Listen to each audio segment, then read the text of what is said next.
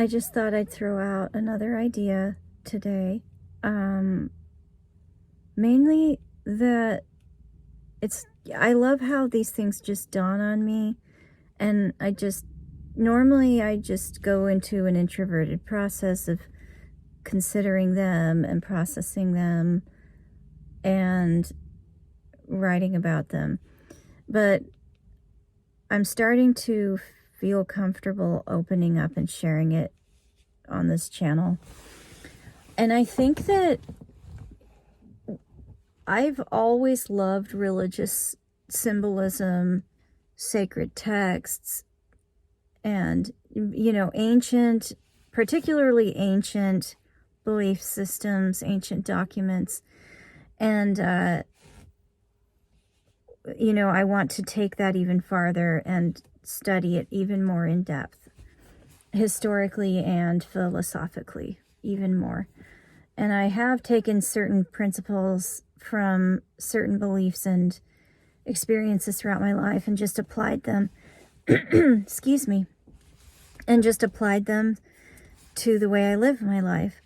And one thing that I learned, particularly from alchemy and from certain philosophical teachers, is that certain, how there's certain belief systems like the occult and hermeticism and secret societies, and there's a lot of negativity directed towards it, because unfortunately, not unlike a lot of philosophies, it was taken and abused when it should be available to everyone. But the thing that I learned from symbolism and allegory is that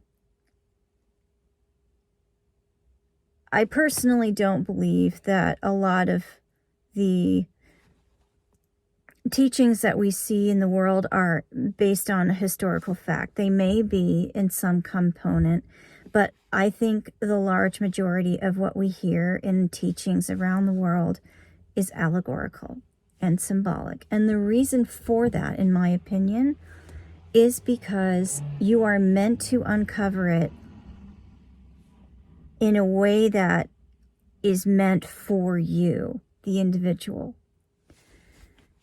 And so all these hidden symbols, all these hidden meanings behind the symbols and in these documents, I think that they're considered multi-dimensional documents, like the Egyptian Book of the Dead, for example, or the Tibetan Book of the Dead, or the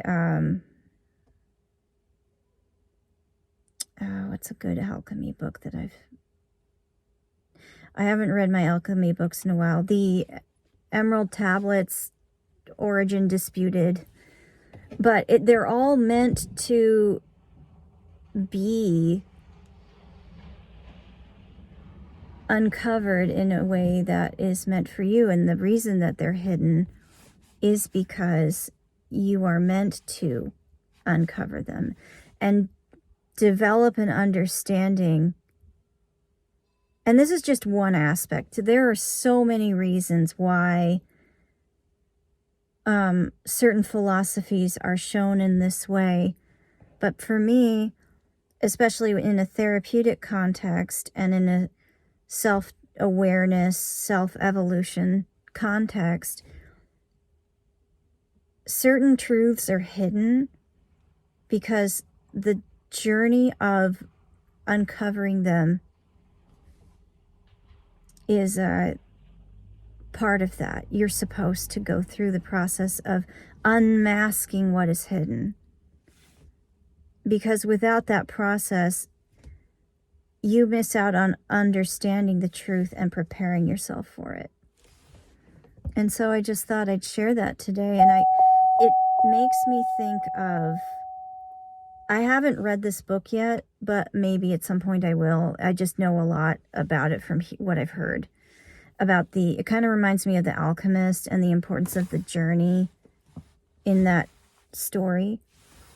And so it's a great representation of that for a more modern day audience. But as I would urge myself to do it, I would urge everyone, especially those interested in religions or self-discovery, that you dig deep in the face of just being open when you come upon something that's hidden, whether it be a religious or philosophical text that seems to make absolutely no sense at first, or you're just trying to uncover your own shadow. I just urge that you go ahead and do that with the appropriate support, of course. Just make sure that you have a good support system in place, but just be open to that.